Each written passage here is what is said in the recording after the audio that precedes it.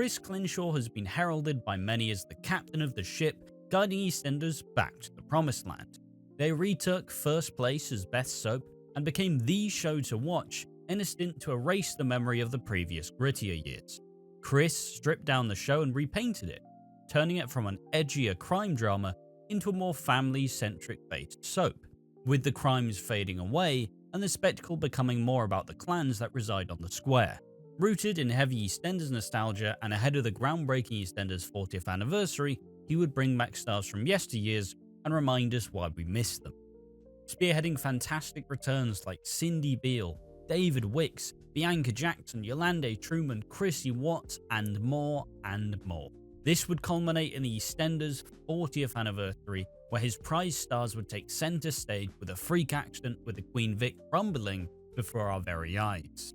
And in one final act of defiance, he would kill the original EastEnders baby, Martin Fowler, in a crushing loss, with some fans tipping this death to be as big as Pat Butcher. As he made his intentions known, he was stepping down after the 40th anniversary, which would end a 3-year stint as executive producer. A definite loss for EastEnders, but he made it significantly better than where it was when he took over, leaving it in the hands of newcomer Ben Wadey. Even with dramatically reshaping the show for better and crowning EastEnders as king, 3 years is a long time to be in charge of a soap. Equally, it's very hard for royal characters to be winners. So within what some would call a golden era, others would call formulaic, refusing to pivot from plans. He was not without his detractors, and that's what we're here to discuss today. I'm Ashram Watching Walford, and these are the top 5 biggest failures of the recent EastEnders golden era. Number 5, wasted potential of characters. So if you've been a soap fan for any period of time, you can generally gauge that in soaps, typically when characters are introduced, they're introduced in a certain way. It's become something of a trope, something of a cliche in its own right. It's been something that's been done to absolute death. When you introduce a character, you introduce them with this big, huge, bold introduction. You go, hey, this is me. I'm here. I don't care about what you think, Sonia. I don't care about what Stacy thinks about me. I am the man or woman or they, them. And just goes, boom, explosive entrance. Everybody's upset by you. Everyone gets upset and angry. People get angry. The viewers get angry because suddenly you're bringing someone who's unfamiliar, someone who's new, and they take this role assuming they are the new king. They are the shit. So they proceed to wind up the locals and have this really hard edge, which really just grinds everybody's gears. It's a sharp point, and a lot of people get pricked. And so when you do this, you then slowly, once you have this big introduction, you then let them sit and stew for a while as you gradually introduce the other parts of their personality to the audience, right? You slowly introduce the fact of, here's what their stories are, here's what they're going to be, but not before leaving them for a while. And this has probably been a Chris Clenshaw staple, where in previous years you would have a character explode onto screens and they'd be very prominent from the start and continue to be prominent. But with Chris Clenshaw, it felt like each time there was a really, really big introduction. It's like, boom, this is massive. This is massive. Guys, they're going to be a great new character. They really are. It's like the Knights. The Knights are introduced. Gina and Anna, like Ronnie and Roxy. They return after someone, I believe Lola, passed away. And it's like, let's play some tunes. Woo, whoop, whoop. You had George, who, for once had a hero's welcome. Go, whoop, whoop. Did somebody die? And then they're upsetting they're upsetting Ollie. And they're basically they are annoying all of the wrong people. And then you let it simmer for a while. You let the audience get used to these characters. And then slowly but surely you introduce more of their past and more of their intentions and what their goals are and what storylines they have. And then obviously slowly you saw the Knights become a really big family, with obviously George having some of the largest moments, Elaine having some fairly big moments, Gina having stuff to her own right, and then you had Anna, who kind of She did have some stuff, but she's honestly had a lot more than you probably would expect. But it never really felt like she would get the big, huge like stories that it was initially felt like she was going to. Because it did feel like she was probably going to be the breakout character of the night, but unfortunately that's not the case.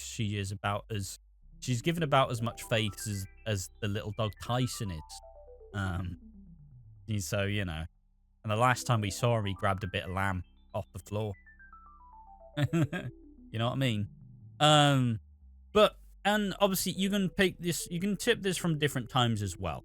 Because you did have a certain type of character who's introduced. And let's take another introduction where they teased it to be really, really big and bold, and they never really delivered.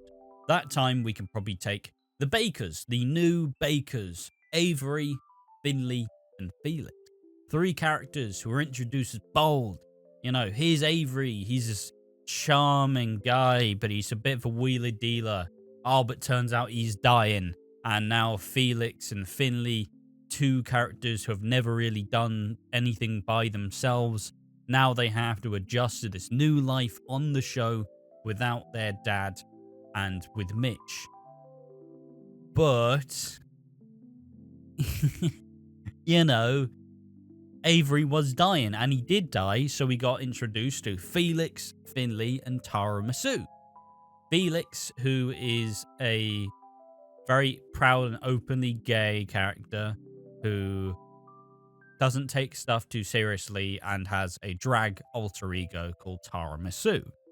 And Finley, who was a charming ladies' man who didn't really take much responsibility. Now, Tara Masu doesn't feel like she's been seen on the show for years. And it was huge because it's like, oh, guys, it's this really big return. Look at us. Felix is going to be huge. Tara Masu, the first regular drag queen character. Forgetting that Scott Drinkwell exists in Hollyoaks and he plays Anita Tinkle very, you know, or as he did fairly regularly. And all they really did, and then you have like Finley, who's supposed to be this ladies' man, but the only person he actually got with was Dottie.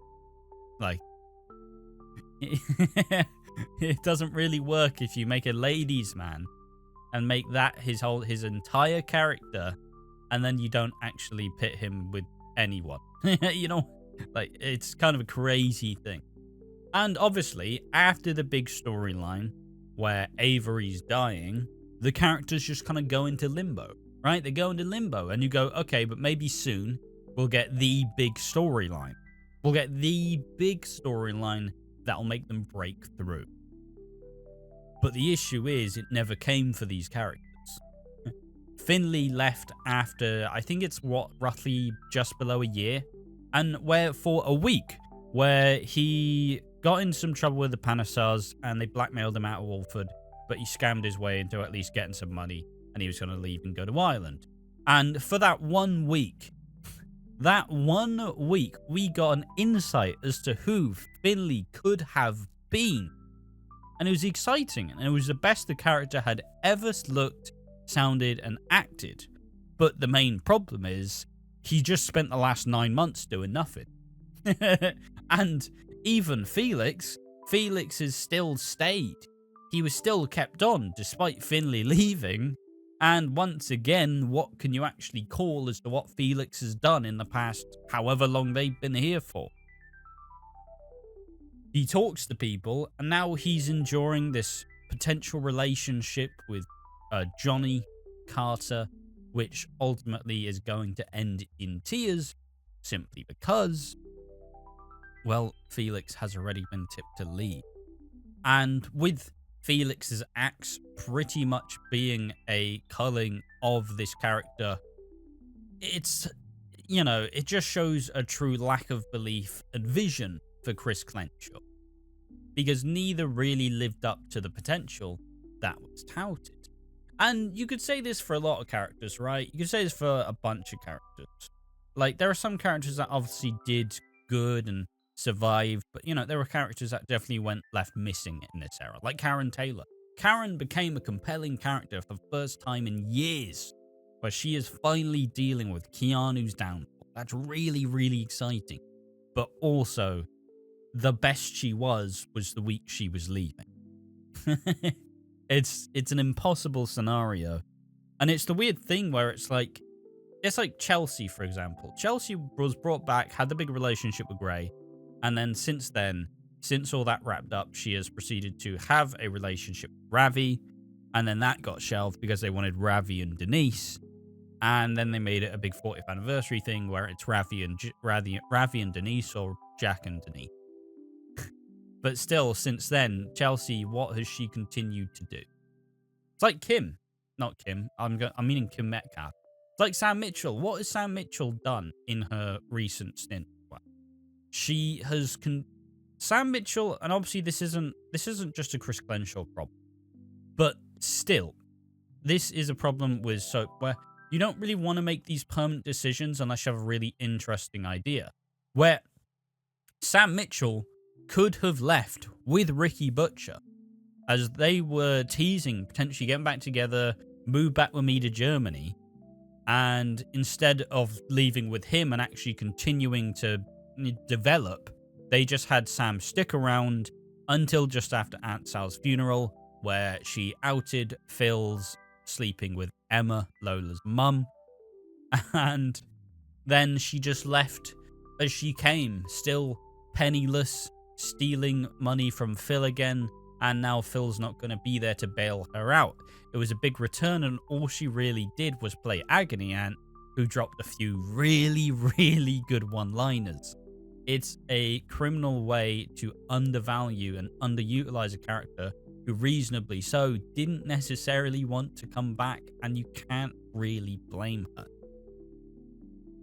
It's been a big problem, in my opinion, where if you introduce these new characters, you have to deliver on them, right? You have to try and deliver, but obviously different characters flourished in this era, right? You had Suki, who was elevated dramatically. All of the six were pretty much raised to like a new standard. But then you still have like Kat and Alfie, where Kat and Alfie reunited, and it was supposed to be this really big thing. And it was supposed to quash all of the rumors and quash all the, oh, it's not like 2018 anymore. But ultimately, it just felt damp. It felt dull. It was supposed to be this big reuniting, but there's just been so much damage done to these characters that Kat and Alfie don't even really feel like they either work or actually do this. And I mean, I could even go and throw this way to Alfie as well. Alfie returned. They got it wrong. They did get it wrong at the start. He was aggressively pursuing Kat, not addressing the 2018 stuff. And he was aggressively pursuing Kat, while Kat was still persistent, saying, no, I'm happy with Phil. This is who I want to be with. This is my choice. This is the one I want to make. But, okay, interesting. I like it. Interesting to see how this shapes up. And then through time, Kat was misplaced and underutilized and never really seen in this recent stint of the show, other than her relationship with Phil. But even then, she was in a backseat in her own, like, near marriage. And then you go, okay, well, Alfie, he's now going to have cancer. Okay, that's interesting, probably a bit soon after Lola's death, but it's a different type of cancer. Okay, we're going to tell this story. Yeah. Oh, and slowly now we're going to have Tommy starting to struggle and kind of have the typical teenage soap coming of rage. And then boom, Kat and Alfie get back together, and once again they're basically just roommates with us not really getting what we want out of Kat and Alfie. You don't really get as much charm as you used to, and it doesn't necessarily work at this point in time. But it's always a problem with soaps because you can only invest in so many characters and you only invest in so much time. But, all executive producers have their favorites, and you did have the characters who were greatly elevated in this era, and reasonably so. The Six, Cindy Beale, Phil, a real coming back into form, Sharon, all these characters who really have gotten their shine, but it still leaves a lot to be desired, as these new characters never really took off. Now, a recent addition to these, which I do actually think is now starting to pay off, is the new Mitchells, because they had this really big introduction with Stevie, and then you introduce Teddy, Harry, and Barney. 3 new Mitchell men, which kind of bridges that age gap in the Mitchells that I've been saying they needed for a while. At the start, you go, oh, what? You know, people didn't really take to them because they're like, oh, they're just like a rip-off, like fake Mitchell. You know, they're just a caricature of a Mitchell. But then you introduce Nicola, and then you realize that there's a lot more to this family than meets the eye. And as of the last couple of weeks in the show, they have genuinely started to show up, and, you know, Harry having a breakout performance, probably one of the best newcomers of this last year or so, and now just fully letting this family take center stage, because unfortunately they weren't really developed enough to take stage on the 40th anniversary. It's an understandable thing, but it's an issue with timing. So number 5 is wasted potential of characters. You can't really fault them for it, but ultimately, if it's your vision and these are your characters, you have to believe in what you're doing, because if you don't, well, you're just going to look silly. So, you know, let's hope under Ben Wadey we don't get to see some of the same, but it's always a bad thing when a character is introduced as something bold and then left for a year, and then when the actor decides to leave and they get axed, you suddenly go, oh no, here's what it could have been. And that could have been is probably what keeps a lot of them up at night. And now time for number 4. It's a bold one, it's a bit of a strange one, but I think it's one that's quite important. Number 4 for me is a questionable choice of Christmas headline. Now, what do I mean by this? Well, Christmas is the peak of the soap calendar. It's the time of the year where all the juiciest secrets are revealed and lives change forever, coinciding with the perfect time of the year for all the families to be sat in their chairs, feeling fat after Christmas dinner.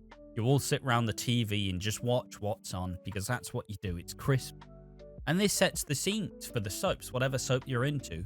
It's now the biggest stories of the year with the biggest performances of the year. And the issue with this for me is Chris Clenshaw had a number of questionable choices of headlines, because what were his Christmases? He had 2022, 2023, and 2024. Those were his Christmases. And the first one with a Mick Carter exit was not the most loved. I still think it's better than I gave it credit for, but fundamentally, obviously you're going to have when Mick Carter leaves the show, you have to have it be a big Christmas, and that's fine.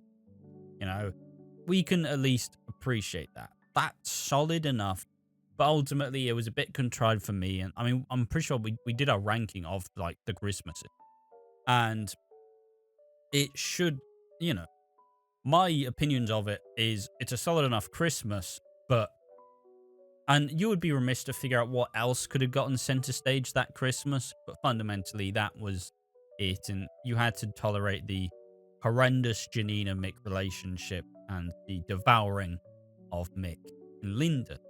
And then you have 2023, which was the 6th, which still is his best Christmas. All in all, you take the 6 women, Kathy, Sookie, Denise, Linda, Sharon, Stacey. You take all these women who have had an awful year being manipulated and abused by men, and it's their final time to take center stage and fully, you know, they are going to fight back. They've had an awful year. And this was where you have the flash forward in February 2023. Excuse me. And yeah, the flash forward to 2023. And this shows a really exciting picture of what we can tell that Christmas, which culminates in Nish being smacked over the head with a bottle, but in the end, it ends up being Keanu. That, to me, is the best Christmas. It is probably one of my favorite Christmases. It was just a perfect fever pitch, the right time, the right characters, the right idea, and it was all set up ahead of time, which made it pretty exciting to get to that moment. And even then, for the flash forward, it was a bit of a fake out because the flash forward wasn't what ended up killing that man. It was actually the scene afterwards. It's a cherry on top of the cake and fundamentally really, really exciting. And it's something that I truly thought stood out. So what was he going to do after the 6? How was he going to compete with this very strong Christmas? Now, admittedly, the aftermath of the 6 was not great. I've always made this a point, but it's just a thing of everybody loves a whodunit, but nobody really loves the aftermath of the whodunit. And I'm sure if you watched any number of my videos where I've talked about this, you will probably complain. But just as broad strokes, everybody likes figuring out who it was, but the second you go into the damage control, where everybody's acting shiftier and they're acting out character and they're trying to protect themselves, you then kind of see a different side to the character that isn't the one that makes you like them in the first place. You know, no one likes... You know, you had to endure a lot of bad things in order for the 6 to continue, but alternatively, you know, a story where you had the 7 men who all, like, played a part in the 6's, like, angst.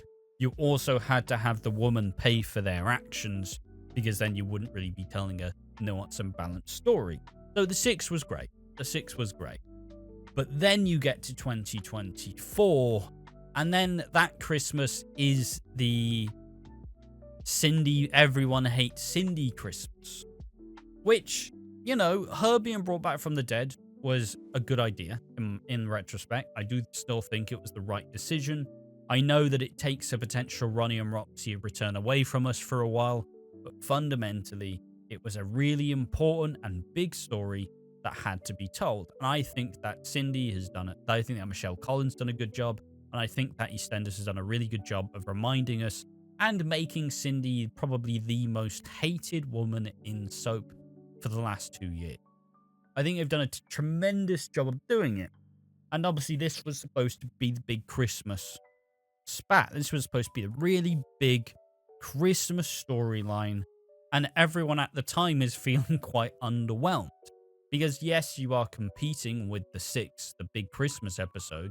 But alternatively, now it's just everybody hates Cindy. Cindy is going to be attacked at Christmas, culminating in the 40th anniversary, which we will reveal who the whodunit was. And this, once again, another whodunit set to be at Christmas, which ultimately kind of left a bit of a sour taste in everybody's mouths, because now, once again, we're getting another whodunit at Christmas, and because of the 6 aftermath, we are pretty resistant to actually tolerate this. Pretty resistant to tolerate this another whodunit, because the previous aftermath went on way too long. Now we're set for another one, and now it's like, okay, we're doing a nice little homage to Who Killed Lucy, but still, even still, it just left a lot of cross wires, because it was a very enjoyable episode, sure, but you've made the rod for your back. Chris Clenshaw had the 2023 Christmas be tremendous, and then to pit it against 2024, it really just pales in comparison, because the shock factor wasn't necessarily there. It was really exciting, but ultimately it kind of felt like we were running out of ideas for this big thing. And like Cindy's big underdeveloped affair with Junior being out on Christmas Day is really exciting tea, but ultimately we've had better, and it's hard to look at 2024 Christmas without looking at 2023 and just going, it just doesn't work, it just doesn't hit the same. So that's my take on Questionable Choice of Christmas headliners. Obviously, it's hard to pick what should have been like majorly focused on at these Christmases, and you had to do the Mick Carter one. The 6 was a masterstroke, but Cindy's big Christmas storyline with her underdeveloped relationship with Junior kind of just left a really sour taste in all of our mouths, because, you know, it's the issue with having obviously it's a bad a hated character getting their comeuppance. It's supposed to feel rich, But unfortunately, the aftermath as well, it wasn't necessarily the catharsis we needed. Everybody probably got excited seeing that Cindy got whacked, but ultimately, the payoff wasn't fantastic. And then we just got more months of Cindy being the victim. And unless in 2025 Christmas she's going to get killed off, the people who hate Cindy aren't really getting their catharsis, and it just feels like it just endured the suffering. So yeah, I'd be interested to see if people agree with me with this one, and maybe you guys can point out what you would say is the, what would have been a preferred Christmas headliner other than the ones that we got. And number 3. Now, this one's probably a bit more of a smaller point, because I'm not saying this one's just a bit of fan service towards the community, but this one is something that people enjoy, and people kind of really people like to harp on about this one, which I guess in a way, but it has become a bit of a bugbear about EastEnders, like about the Reddit fandom, and that is the block storytelling. Now, if you don't know what block storytelling is, it's where you will tell it, to strip it away to its most basic terms, you will tell stories in blocks. Imagine you block out the calendar, and boom, here's 2 weeks of Cindy, and his 2 weeks of Reese, and his 2 weeks of Sonia. And then obviously the third week, you're not going to get that block anymore, because then suddenly you're telling the other stories. But the issue with doing this block storytelling is it does kind of degrade where you're at as a character, because at that point you start to question, so we're supposed to be really hot on Reese's stuff, but we've not seen Reese in 3 weeks. Now, what is Sonia doing? What is Bianca? And that was another issue with Bianca as well, because it's like, okay, so we have this block of Bianca, but now ultimately we're not going to see Bianca for like a good month, except for like one scene every now and then. Now we're just not going to see the characters we want to see for an extended period of time. And that way, as a viewer, you're kind of stuck with the not so savory storylines that you may not necessarily be enjoying. It's honestly, for me, I've found it more of a thing in Hollyoaks. That's where I've experienced it the most. I don't really think it's that big of a problem in soap, but you can definitely understand why people get wound up by it, because if you aren't enjoying the show and it's like time to endure like 3 more weeks of Cindy, it's just kind of a crazy little one that it's hard to quantify. As I said before, I don't necessarily think it's one of my pet peeves. I think it's a simple matter of fact for soap where ultimately it is hard to keep all the plates spinning at once, and you are working with schedules and stuff. And ahead of the big anniversaries, we did have a lot of characters who would take time off, and a lot of the bigger actors who were involved in the big stuff, they did have to take some good time off afterwards and around it. So, like, at the end of the day, it's a necessary evil in soap to continue, but if it has become such a really big kind of upset point for a lot of people, you can understand why people get a little bit downtrodden about this sort of thing, because it's like, you've just had 3 weeks of Cindy, time for a week off, and then 3 more weeks of Cindy. Make it stop. It's why people dub like, it's the George Knight show, because the Knights had a good like 6 month worth of storytelling. And I will say it does have a positive, is that I do think in the same way Chris Clenshaw took his time in the show as more of a slow burn, right?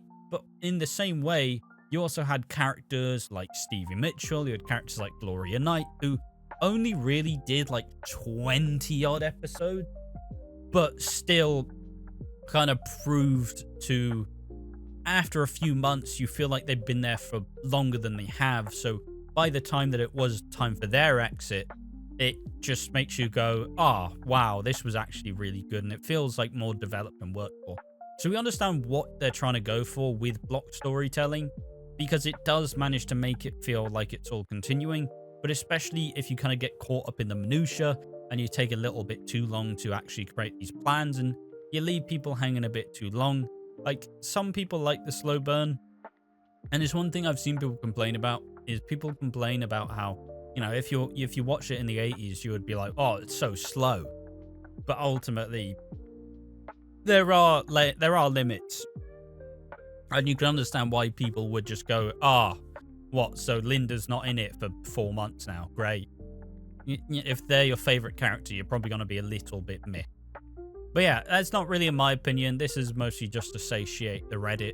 I'm sure a lot of people will have a much more bold take about the block storytelling than I do, but I felt like it had to be included because it has just become such a big kind of sticking point for the community. So I had to at least put it in some way or another. And number 2. Now this one, as opposed to block storytelling, this one is more of a me bugbear, but I also think it is a genuine problem with this recent era of the show, and I genuinely suggest it is number 2, and I do genuinely believe that one of the weakest areas, the biggest failures of Chris Clenshaw's version of the show is Chris Clenshaw does not create compelling relationships.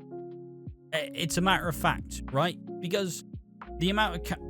It was a weird thing, right? Because Chris Clenshaw, he returned and he was heavily caked with his nostalgia and really liked the 90s because that was most of his focus. And he returned and he wanted to return things to how they were, how they should be. Cindy and Ian back again. Or Kat and Phil, they're a little bit left field. Let's go for Phil and Sharon. Kat and Alfie, Stacey and Martin. Let's return these characters to who they should be with. But the simple main problem is that most of the relationships absolutely floundered under Chris Clenshaw. Ben and Callum. Not an entirely a Chris Clenshaw problem, because obviously the Ballum relationship died a long time ago. But once again, this was in the time where Ben Mitchell was struggling and he proceeded to get less and less screen time. And so far, Callum has never really recovered because they still want Callum to be there in case you do bring back Ben Mitchell. But alternatively, if you don't bring back Ben Mitchell anytime soon, Callum is just perpetually on standby. And this is what really hurts the character, and it hurts Ben by extension, because you've got this lingering thing that no one is really investing in. So ultimately, people are just wasting away, just being expected to sit there and enjoy it. It's a very weird thing to do, but ultimately you understand why, but also you really start to question, like, why? Why? And, gutting some of the former relationships, like Kat and Phil, I do genuinely think Kat and Phil, especially after the years of Phil and Sharon, it was a refreshing change to see Kat and Phil be together and actually have this fairly interesting relationship. Once again, the main issue is never really delivered because they never actually put them front and center until they split them up. Sense if you are hearing a theme. Stacey and Martin flirted around each other for years. But when you needed it to be the case at the 40th anniversary, where you had Stacey, Martin, and Ruby, ultimately you had Martin and Ruby together for a while, and then when it came for Martin's exit, you ultimately had to go, no, I've always loved you, Stacey, and we should always have been together, and it's stupid that we didn't. And it's just kind of crazy, because they should have been together and it should have been better. Lola and Jay, characters who were split up for ages, and in their dying days, they decided that they're soulmates. But that wasn't the case, because neither really spent most of their life together, and suddenly now you're rewriting a history suggesting they are soulmates when they're not. Now, obviously, the one big difference in here, and the only real relationship I can call on to really say it's a fairly intriguing and fun relationship, is Sookie and Eve. But also, it's not hard to do Sookie and Eve because you have a very excited set fan base for those characters, and they will take anything. They will absolutely lap everything and anything you do up. So it's not hard to do Sookie and Eve. But I think my biggest issue with the lack of compelling relationships is Kat and Alfie's reuniting. Because it just wasn't that interesting. Kat and Alfie, if you take it back 20 years, you go back to like 2003, you go back to 2005. Kat and Alfie had this ridiculously infectious chemistry, and you could tell they just loved each other. They just really, really loved each other. And it was true love, and nothing could ever break it. Then they leave in 2005 in the getting married in the snow, and it's like, all right, lovely story. Kat and Alfie together at last, despite all the obstacles. They've finally done it. And then they return in they return in the early 2010s, and then they get together. Then they have Derek Branning in there, and then they have Alfie and Roxy. And you lessen how big a deal Kat and Alfie are, because you just show the boring side. You show the not exciting part of what this relationship should be. And then, they leave, they do Redwater and a lot of problems. And then you have 2018, where Alfie has now fathered a child with Hayley Slater, Kat's cousin.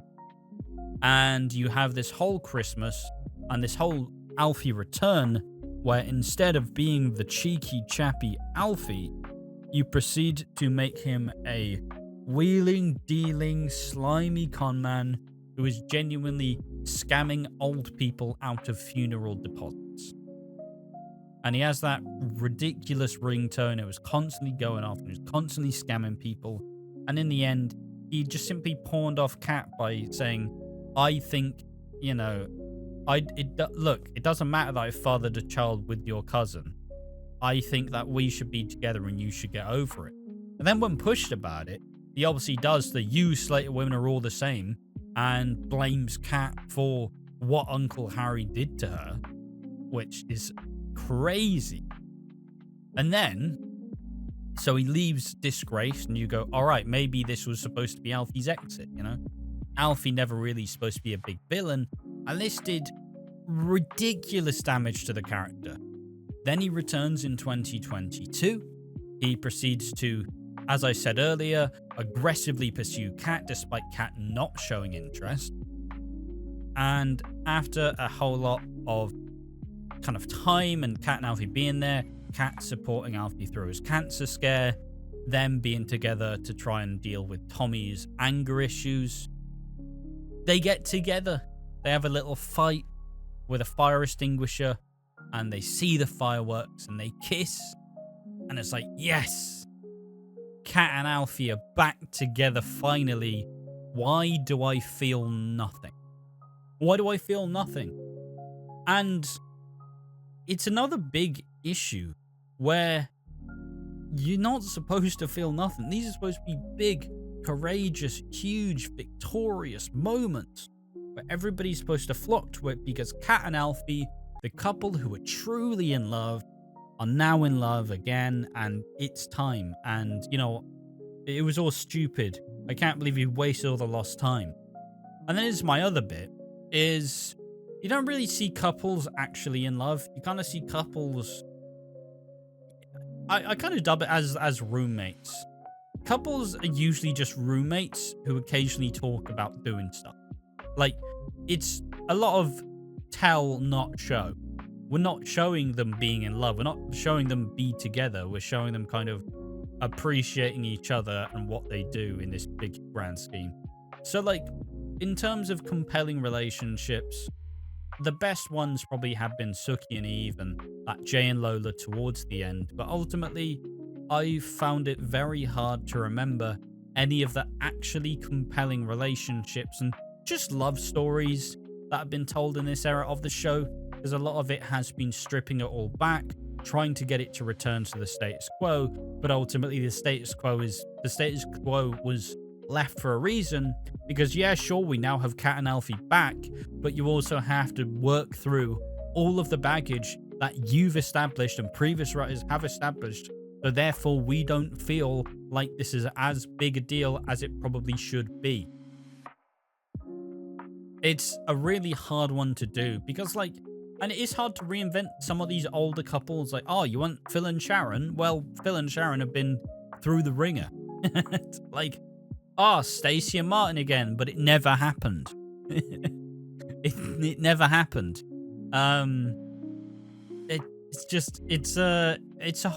It could be a whole nother thing in the lines of wasted potential, but ultimately, there's only so much you can really get from doing this, and it's hard. It is hard to do, and it's hard to make compelling relationship. But most soaps typically get their peak investment in love stories, because what do most people want to see in soaps? It's love. You want to see people fall in love and be this ridiculously beautiful coming together, and it gives you hope that maybe in your life you'll find something. It's a key part of a lot of people's lives, and Chris Clenshaw's reluctance to actually fulfill this quota is, for me, it is the second biggest issue with his golden era of EastEnders. And finally, number 1. But I suppose before this, I will just simply relist all of my suggestions so far. Wasted potential of characters, number 5. Number 4, questionable choices of Christmas headliners. Number 3, block storytelling. Number 2, an inability to create compelling relationships. And number 1, the biggest issue of Chris Clenshaw's golden era of EastEnders. What is it, you ask? It is Chris Clenshaw's refusal to pivot from early set plan. Now, what do I mean by this? Fundamentally, soap executive producers, they only really do like 2 years run. And you only really plan like a year in advance unless there's a big anniversary, but typically most people don't do that long-term like planning. But Chris Clenshaw clearly did, with his flash forward showing that he wanted to plan all the way ahead to Christmas and build that up gradually, making it very exciting to see. But what would later become, and it would come at the end of his time, is you would continue to see storylines that, admittedly, on the storyboard, it seems like a good idea, but in the end, it's just tired and doesn't really make that sense. So, with the six, it was a really interesting idea, where you had all of the women being kind of like treated wrongly by the men throughout the year. And as they built up to Christmas, it would get worse and worse. And the weird one was you built up this story for Stacey Slater as she had started a secret cams. You know what that means.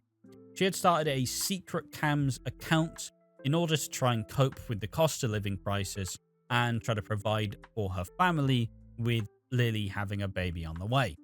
And this would introduce Theo Hawthorne, Freddie's former teacher who he said bullied him, but Theo would later become obsessed and start stalking Stacey, which would kind of culminate in December, but not when you'd expect, because ultimately, just before the end of December, they quickly realized, we don't really want Theo to be Stacey's member of the six.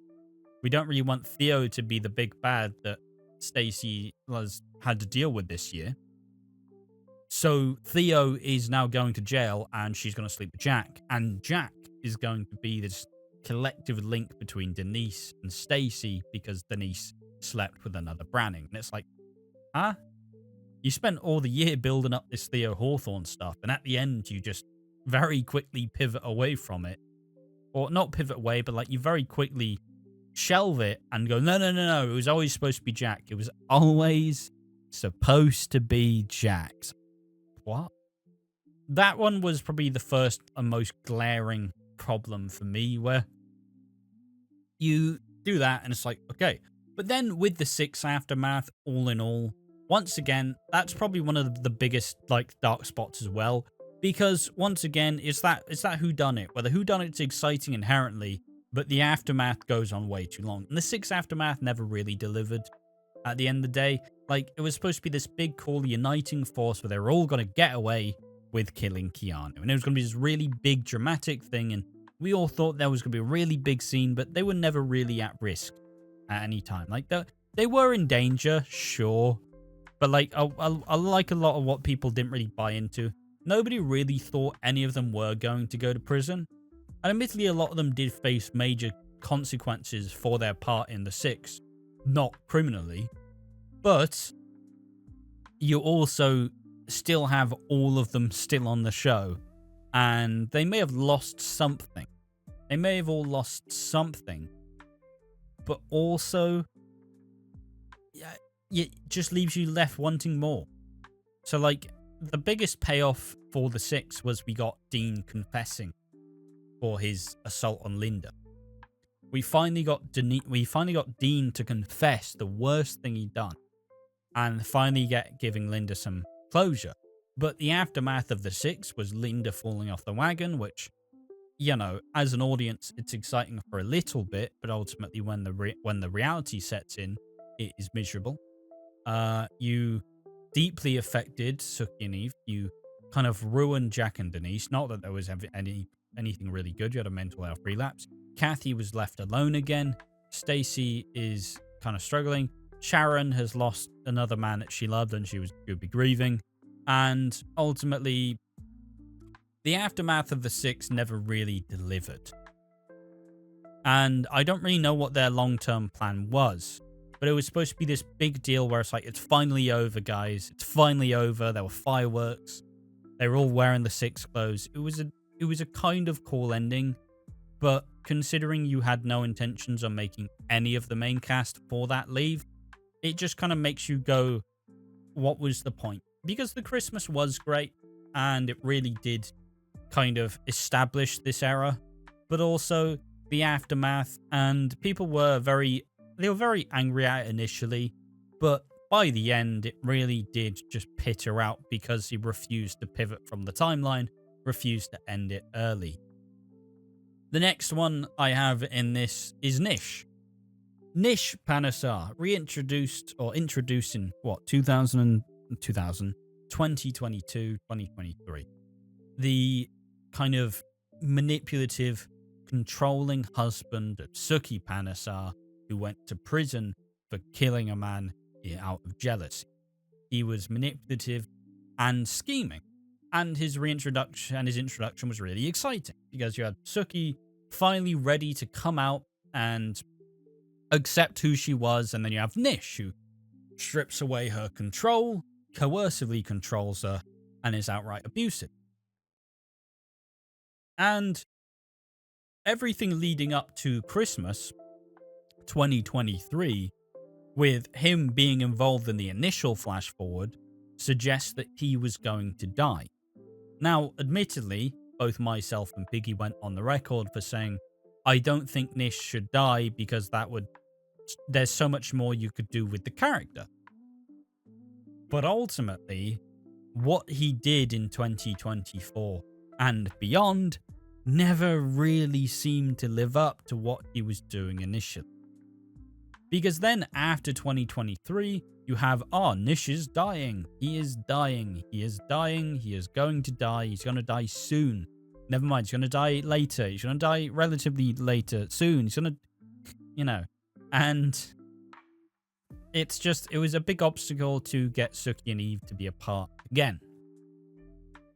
And where it culminates at New Year's, I believe it's New Year's 2025. I don't remember I think it's New Year's Day, where you finally have this big story where after sticking around for a year and constantly trying to control and manipulate everyone and controlling Devinder,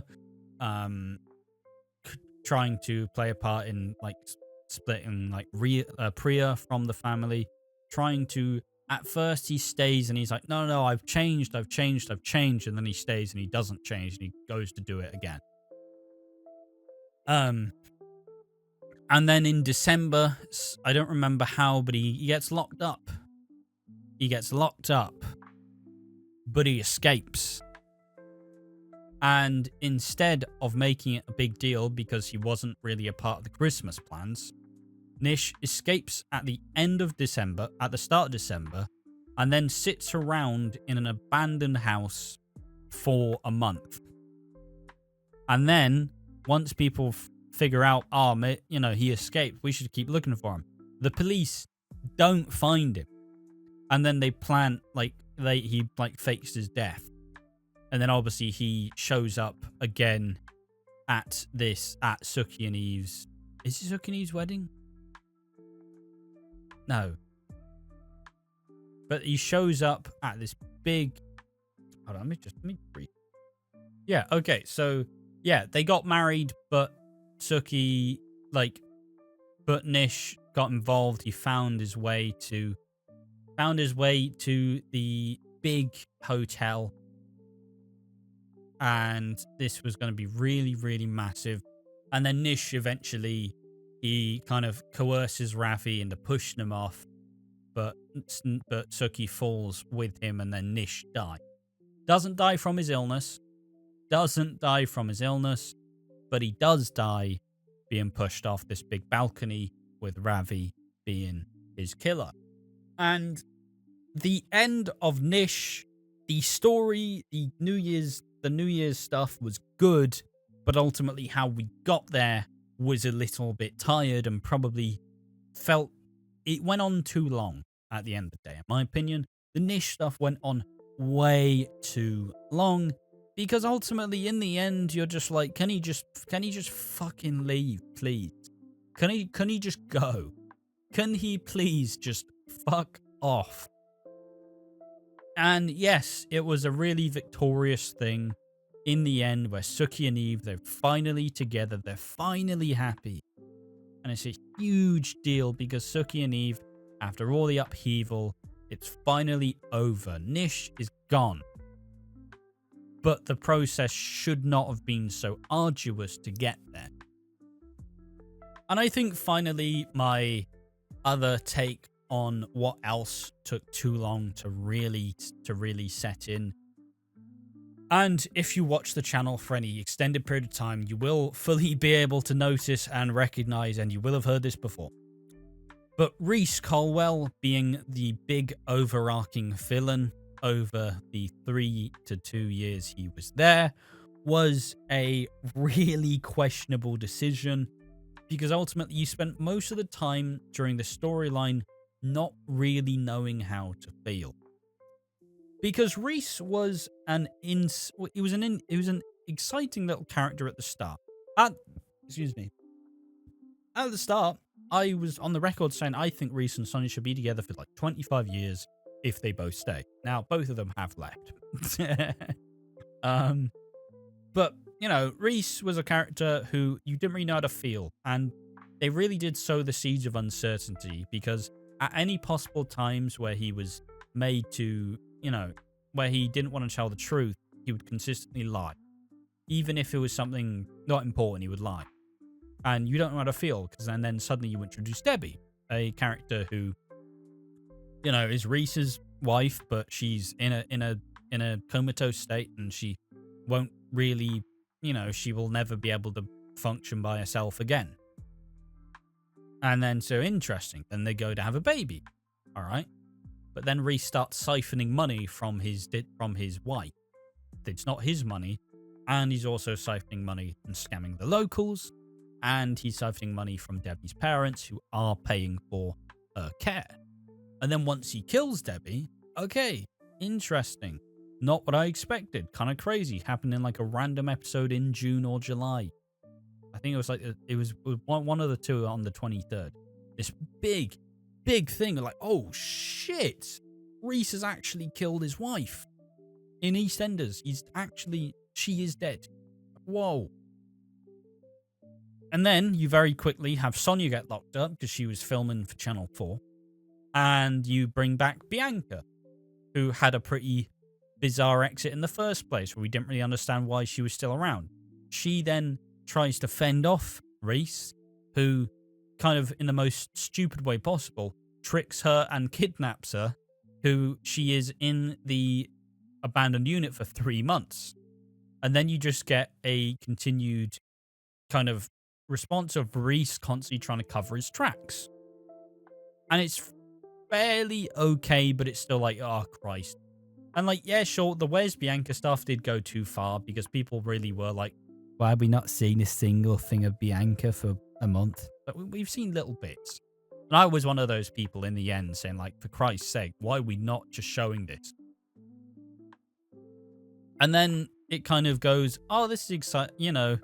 And then finally in January and February, where Bianca films the fake confession, Sonya's exonerated, Sonya figures out that Reese is actually a bad person and he was the one who killed Debbie. And this culminates with Bianca finally escaping the storage unit. And then at the 40th anniversary, Reese would be the one who would cause the massive explosion at the Vic, you know, killing Martin in the process, and would try and be a part of his baby's birth. Now, he would be like, oh, I hear congratulations are in order. And then Bianca would finally attack back, and then a bathtub would come flying into his face. And the ending was peak. The ending was very good.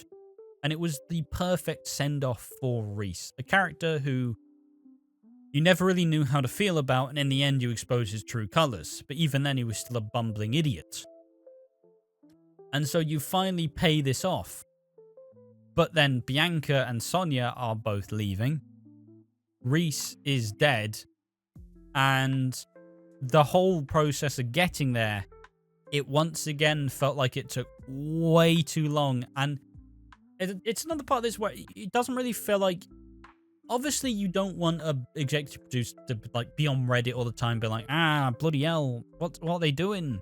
You want them to know what they do. You want them to have a good idea of what they plan. And you want them to fully know where it needs to go.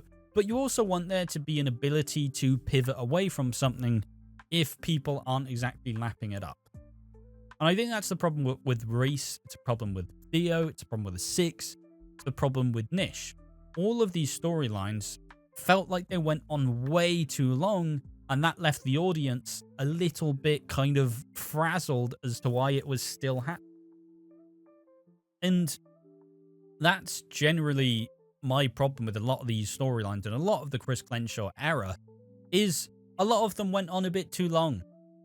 You know, a lot of them, some of the biggest storylines were underdeveloped, like Martin's death at the 40th. And others went on way too long, so much so that the audience stopped caring. The Six Aftermath is probably one of the biggest failures of his era. It was cheap. It wasn't great. You wanted someone to get justice. Keanu died and nobody ever faced any consequences for it. Nish was really good in 2023, but when 2024 came around, he just kind of farted around like a bad smell and then would eventually meet his death in 2025, but still not like it went on too long. Reese, interesting, but it went on too long. And it's not like an attention span thing. I think it's a problem with reading the room. Wasn't really reading the room as to why, who should get what, where. And it's a hard thing to do, because at the same way where we can critique long-term storytelling, but fundamentally in soap it's pretty important.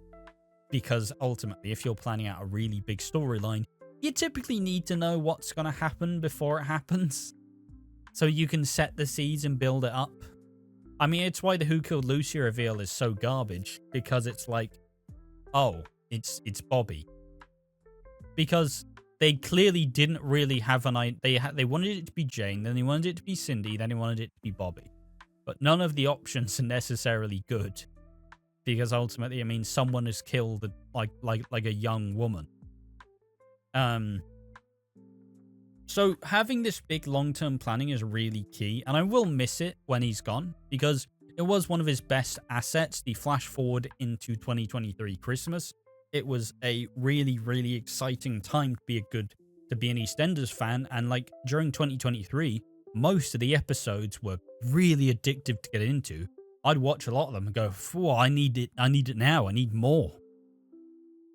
So, with all that being said though, long-term planning can come back to bite you if you do make this long-term plan and refuse to pivot away from it, because that ultimately means maybe you're not entirely in tune with what the audience wants. And that's probably where a lot of people had issues with Chris Clenshaw. A lot of it was long-winded, a lot of it was a slow burn, and a lot of it simply was just a fairly annoying kind of back and forth where it's like, oh Christ, we're still doing this now, when its natural conclusion probably was like a whole while before. But I mean, there we are. I think that is my top 5 list of the top 5 biggest failures of the recent golden era of EastEnders. Tell me what you think in the comment section, but now I'll do a little outro just to kind of talk through my thoughts of Chris Clenshaw, what next, generally how it left me as a fan. And with all that generally said, I did genuinely love this era of EastEnders. I've always been pretty on the record with it. I've been pretty vocal about being a big fan of Chris Clenshaw's way of doing it. As this era of EastEnders, it did reunite, it did rekindle that fire deep within. As always from the start, I've always been an EastEnders fan. EastEnders was what I watched as a kid, and it's what I got back into watching in like 2018. And it took a long while for me to fully feel like what I wanted in a show was actually being put out there. Because now Chris Clenshaw was at the helm with long-term planning and, you know, taking the characters I like in a right direction and just generally having a really strong era. I really did like this show, and it took EastEnders from being my 3rd favourite soap below Hollyoaks and Coronation Street and cemented it number 1. And I've always been pretty owed about that because I love EastEnders, and this era has really kind of, it hit me perfectly because we finally took a step away from the grittier like 2018 to like midway through 2022 version of the show, where it was a little bit too crime-centric for my liking. It was a little bit too bleak and depressing for my liking. And it really did kind of facelift a lot of characters who had been previously underused and underutilized, and really established a lot of really exciting new prospects. And also generally did a really good job at balancing out all the families. For my take, did a really good job of like, when I would suggest what, obviously I say that this is self-indulgent for me to say that I was right. But like, I was suggesting a long time ago that like, yes, the Brannings needed 1 or 2 more characters. The Mitchells need like a slightly younger demographic of Mitchells, because you kind of have like the 40-year-old Mitchells and then like the 15-year-old ones. So like you needed more in the middle. Needed more Carters. And you know, the Slaters probably need a little bit more. But still, a lot of what I've wanted to have seen, I've seen. I've liked the kind of improvement. I've liked them bringing back the short-term returns that, once again, put a really fine, fresh coat of paint on a character who we formerly never really expected to come back. I do think that was an absolute masterstroke of the show, but still, not all errors are perfect, and ultimately this one did really lack a bit of polish, but still, all in all, it re-established my favourite soap being EastEnders. So with all that being said, I do think that Chris Clenshaw's stint of EastEnders has been fantastic, but still, obviously you can't turn down doing the 40th anniversary because it really is a big thing, and the 40th anniversary was great. It was just the month before, like 2025 only got good until the previous week before the 40th anniversary. And then from the 40th anniversary, it's been okay, but it's kind of been petering out. It's been good, but it's not been great. And it definitely showed its time, but then 3 years as executive producer is a fairly long time. But there we are. Those are my biggest failures of the EastEnders golden era. As said before, I can't really be that much of a critic of it because it did reunite the passion. But still, it wasn't perfect. And I would love to see what everybody else thinks is the biggest failures of Chris Clenshaw's version. of EastEnders, and I hope all of you tell me all that more in the comment section down below. And if you guys have any more topics like this, I would love to hear it, and I would love for you to tell me about it once again in the comment section. But yep, I've been Ash from Watching Walford. Thank you for watching. See you on the next one. Bye bye. Bye bye.